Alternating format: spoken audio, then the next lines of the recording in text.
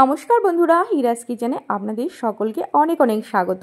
আজকে আবার একটি নতুন রেসিপি নিয়ে আমি চলে এসেছি। আজকে আমি আপনাদের সঙ্গে শেয়ার করতে চলেছি এগ ফ্রাইড রাইস। একদম সহজ পদ্ধতিতে কিভাবে এগ ফ্রাইড রাইস আপনি বানাতে পারেন সেই রেসিপি কিন্তু শেয়ার করেছি।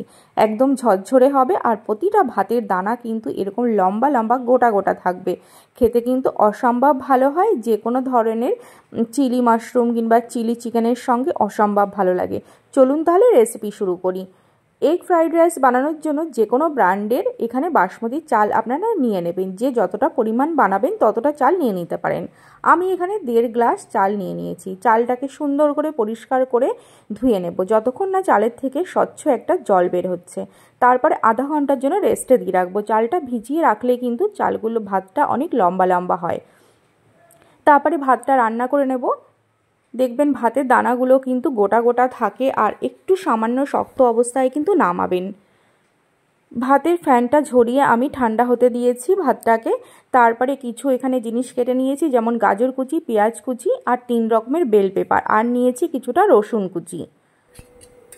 তারপরে এখানে আমি 3টে ডিমকে সুন্দর করে লবণ আর একটু গোলমরিচ গুঁড়ো দিয়ে ফেটিয়ে নিয়েছি। কড়াইতে দিয়ে দেবো সামান্য পরিমাণে তেল, 2 চামচের মতো সাদা তেল এখানে আমি ব্যবহার করছি। তেলটা গরম হয়ে গেলে ফ্যাটানো ডিমটা দিয়ে আমি এখানে ভুর্জি বানিয়ে নেব। ডিমের ভুজিয়াটা কিন্তু বানানো খুবই সহজ। সুন্দর করে নাড়াচাড়া করে এরকম ডিমের ভুজিয়া আমি সুন্দর করে বানিয়ে নিয়েছি। দেখুন সম্পূর্ণ ভুজিয়াটা আমার রেডি হয়ে গেছে। আর এই রেসিপিটা কিন্তু বন্ধুরা ভীষণ সহজ আর খেতে কিন্তু অসম্ভব ভালো লাগে। বাচ্চা বড়রা প্রত্যেকেই কিন্তু ভীষণ পছন্দ করে। আপনারা ঝটপট কিন্তু লাঞ্চ বক্সেও কিন্তু এই রেসিপিটা বানিয়ে দিয়ে দিতে পারেন। ডিমের ভুজিয়াটা বানিয়ে আমি তুলে রেখে দিলাম। একই কড়াইটা পরিষ্কার করে আমি আবার 2 চামচ সাদা তেল দিয়ে রসুন কুচিটাকে সুন্দর করে ভেজে নেব। রসুন কুচিটার থেকে যখন সুন্দর একটা হালকা গন্ধ বের হয়ে আসবে তখন কিন্তু কেটে রাখা সমস্ত সবজিগুলো আমি দিয়ে দেব, যেমন গাজর, পেঁয়াজ কুচি, সমস্ত ধরনের বেল পেপার। এইটা কিন্তু সম্পূর্ণই অপশনাল, যে আপনাদের কাছে যদি শুধু ক্যাপসিকাম থাকে তাহলে সেটাও ব্যবহার করতে পারেন। আমার কাছে লাল আর হলুদ বেল পেপারটা ছিল, যার জন্য সেটা ব্যবহার করেছি। এটা দিলে কিন্তু একটু কালারফুল লাগে, দেখতে কিন্তু বেশ ভালো লাগে। সামান্য একটু লবণ দিয়ে নাড়াচাড়া করে এটাকে কিন্তু আমি ভেজে নেব। যখন সবজিটা ভাজা হয়ে যাবে তারপরে আগে থেকে ঠান্ডা করে রাখা ভাতটা আমি দিয়ে দেব। এবার ভাতের মধ্যে আমি 2 চামচ এখানে সয়া সস দিয়ে দেব। সয়া সসটাকেও সুন্দর করে সবজির সঙ্গে আর ভাতের সঙ্গে আমি কিন্তু মিশিয়ে নেব।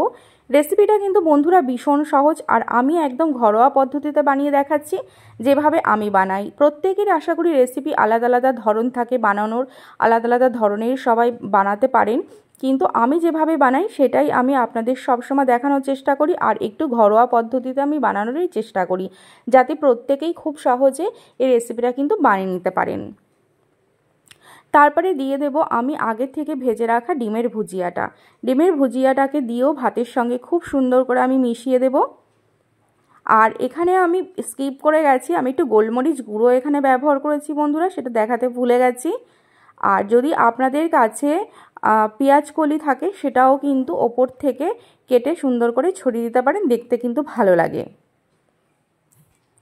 তাহলে বন্ধুরা রেডি হয়ে গেল কিন্তু আজকে আমার এগ ফ্রাইড রাইস। আমি কিন্তু আগের দিন আপনাদের সঙ্গে শেয়ার করেছি চিলি মাশরুম, সেটার সঙ্গে আমি সার্ভ করেছিলাম এই এগ ফ্রাইড রাইস। খেতে কিন্তু ভীষণ ভালো লাগে আর এটা কিন্তু এমনি খেতেও ভীষণ ভালো লাগে। কার কার এই রেসিপিটা ভালো লাগলো কমেন্টের মাধ্যমে কিন্তু আমাকেও জানাবেন। আর অবশ্যই আপনিও বাড়িতে ট্রাই করবেন। আর আমার যদি ভিডিওটা ভালো লেগে থাকে তাহলে অবশ্যই একটি লাইক, শেয়ার, অবশ্যই কমেন্ট করে যাবেন। নমস্কার বন্ধুরা, ভালো থাকবেন, সুস্থ থাকবেন। আবার আসবো নতুন কোনো ভিডিওর সঙ্গে। আর যারা আমার চ্যানেলটি এখনও সাবস্ক্রাইব করেননি তারা অবশ্যই আমার চ্যানেলটি সাবস্ক্রাইব করে দেবেন। পাশে থাকা বেল বাটনটি প্রেস করতে কিন্তু একদম ভুলবেন না, তাহলে যখনই আমি কোনো নতুন ভিডিও পোস্ট করব আপনাদের কাছে খুবই সহজে নোটিফিকেশান পৌঁছে যাবে। তাহলে বন্ধুরা আজকে আমি এখানেই বিদায় নিচ্ছি। আবার আসবো নতুন কোনো ভিডিওর সঙ্গে। ভালো থাকবেন, সুস্থ থাকবেন। আর এতক্ষণ যারা আমার সঙ্গে ছিলেন তাদেরকে জানাই অসংখ্য ধন্যবাদ।